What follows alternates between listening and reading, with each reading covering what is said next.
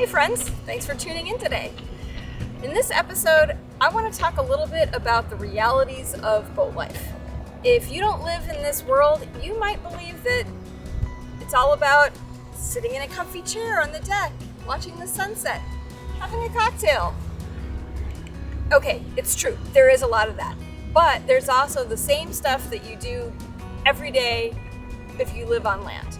We go get our packages, we have to go to the grocery store, we do home maintenance, and then every now and then, something crazy happens. Keep watching and we'll show you.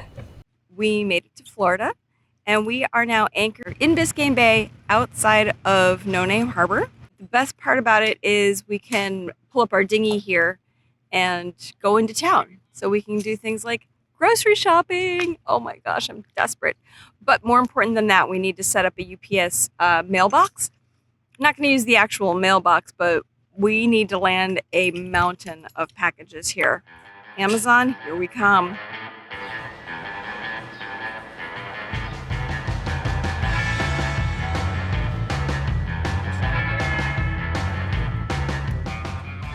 Setting up a mailbox here was super easy and not cheap. We had to buy 3 months because that's their minimum, but it gets us what we need so we can get all the packages we need easily delivered, picked up. Ready to buy the world? I'm ready to go buy the world. So we've been out of the US and out of the shopping zone for quite a while. So walking into the supermarket here in Key Biscayne is a little bit overwhelming. And GERI is just getting started and wishing we had a lot more refrigeration. And we will have, but look at this. This is glorious. I'm thinking that I shouldn't have left Sean with the cart and gone off on my own, because I'm kind of loaded down here. But one thing I can't find is tahini. Where would you look for this? I swear I've looked everywhere.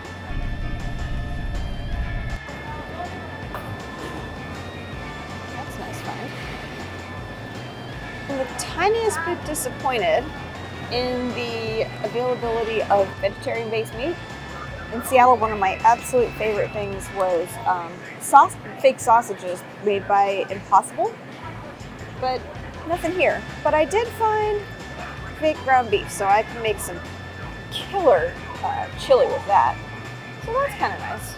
But the only sausages I found are like these breakfast sausage type things, and that is not what I'm after. Not a bad haul.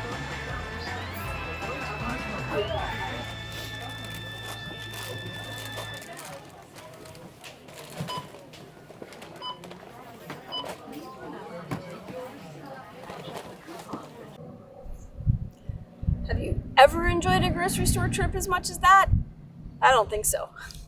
The truth is, when you haven't had access, or the selection is poor, or even worse, you're not really comfortable or confident that the produce that you buy isn't going to make you sick, when you have an opportunity, whoa, that is wonderful.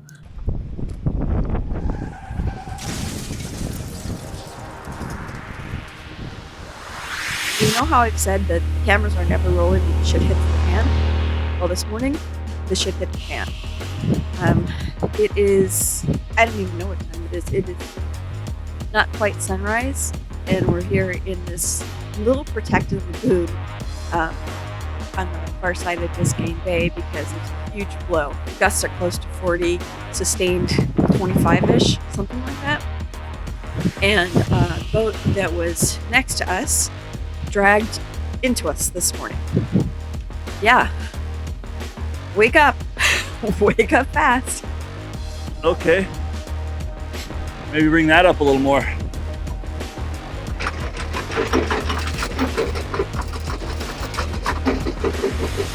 I think you might have a keel caught on our bridle.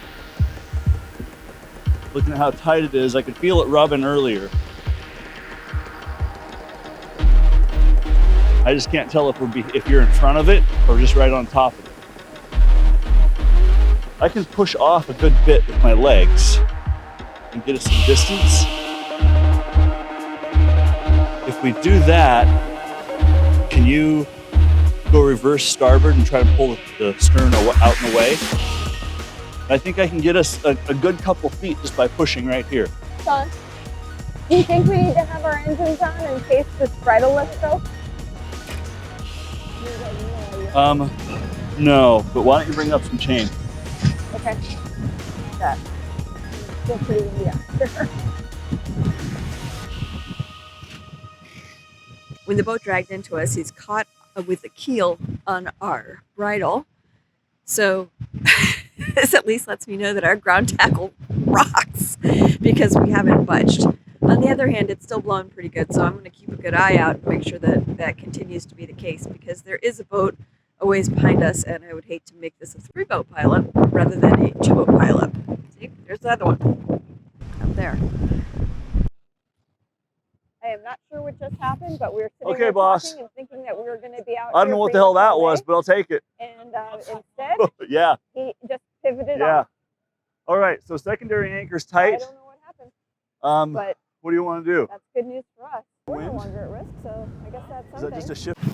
So this time the shit hit the fan in a completely different way. We started dragging. I think what happened was our anchor flipped over, is what our friend was saying, which allowed him to come loose, but it also meant that we were loose as well. So here's the scary thing.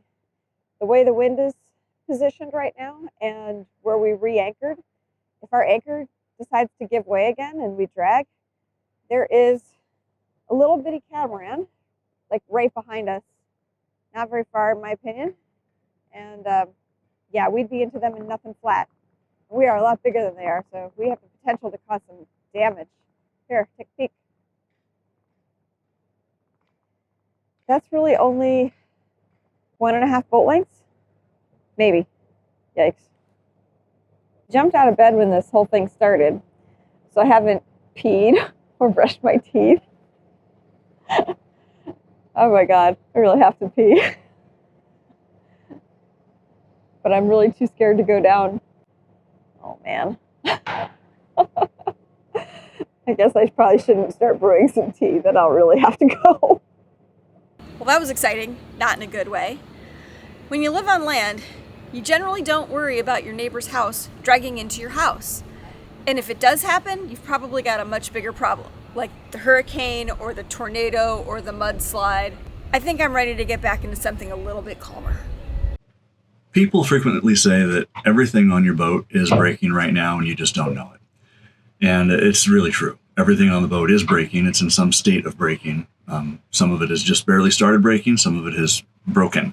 It means that everything at some point in the future is going to have to be replaced or repaired so you can keep going. I'm repairing some stuff in the starboard engine room today. To start with, the blower fan. This blows fresh air in and forces any combustible air or anything else out of the engine room when the engine's running or before we start the engine.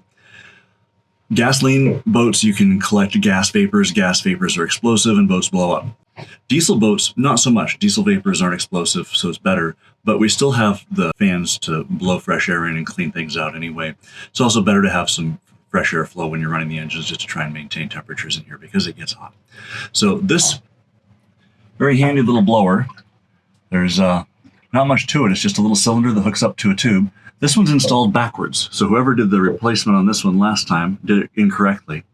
And it's actually sucking air out instead of blowing air in. These guys should always be blowing air in rather than sucking whatever fumes are in here and bringing them across an electric motor, which could cause a spark and ignite the whole thing. Instead, it's sucking air from outside in and forcing the bad air out. So with some amount of luck, I'll be able to get this done in a reasonable time and move on to other things that have broken and need to be replaced.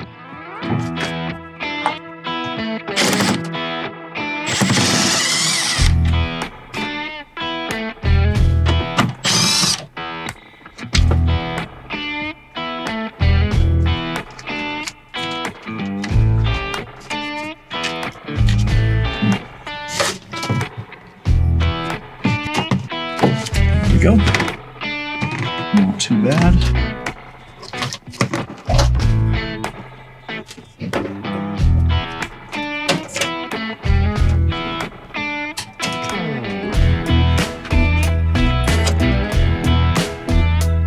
Let's see, what do we have? Oh, I wonder if this one's fine and if the wire just came out.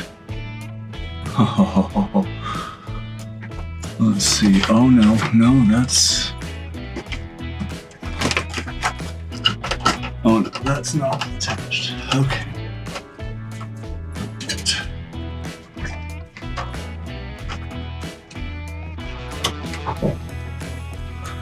That other wire is for the LED light down here that also has failed and doesn't work. However, I have a replacement light in here. It doesn't work either. It seems that there's a problem with the power getting here. I haven't traced that back to figure out where the problem is. So it has to wait for things that are higher priority. I have a new fan. It's physically bigger, but it should go on the same size hose, and it should be a pretty easy, straightforward replacement. So I looked for the arrow on this guy to tell me which way the air flows, and it's right here. So it's blowing this way, so I connect it this way, and it blows fresh air in, which is what I really want.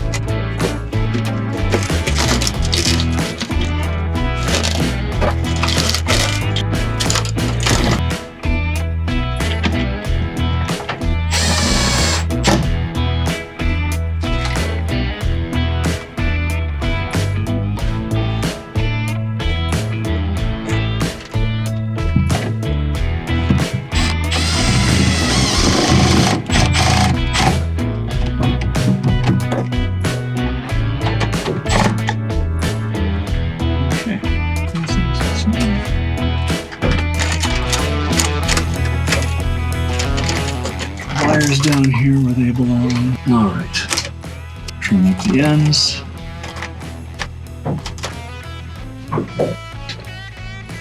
I think that'll work.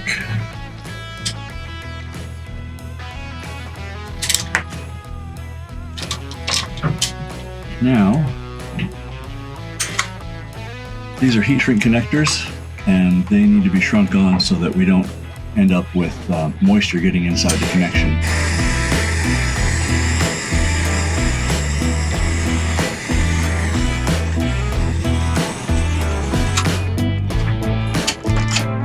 It's nice and melted on there.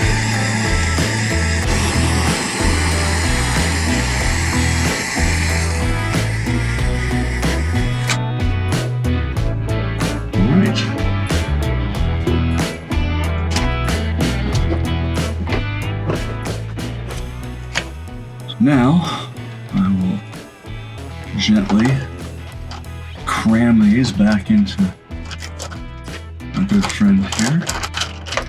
These wires will still need me to do something with them at some point, but I'm delaying that because I think I'm probably not going to touch that until we do the full refit and tear all the wiring out. All right, now I'm going to go turn it on and see what happens.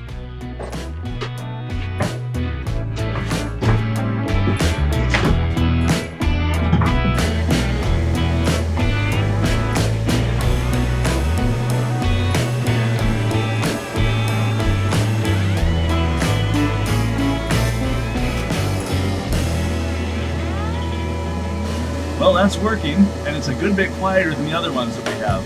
So I'm pretty happy about that. One more project out of the way, on to the next thing.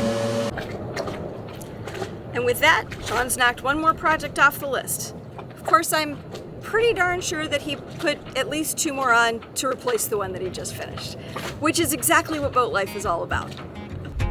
If you enjoyed this episode, please give it a thumbs up. And if you haven't subscribed to our channel yet, do that as well, and then you can come see the rest of our insanity. We'll see you next time. Bye!